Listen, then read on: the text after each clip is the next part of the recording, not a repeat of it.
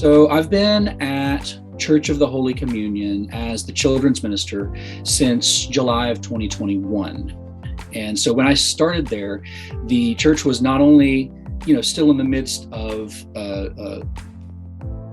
online worship, or just getting back into congregational worship, I should say, still distancing, still masked.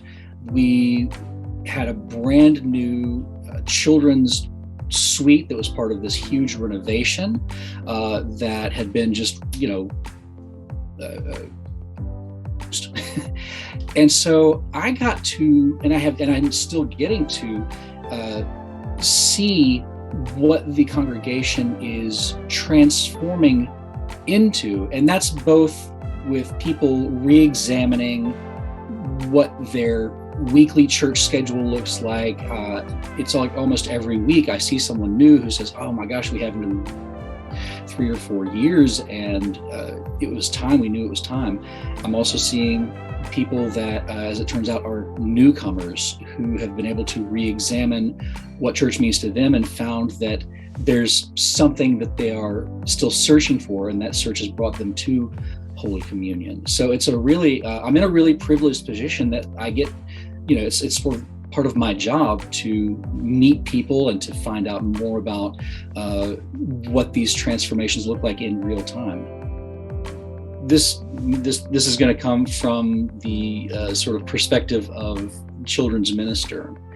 One thing that I want to bring into these times, which I think there's definitely been a gap and a little bit of a loss, is as a child, being able to explore the church space.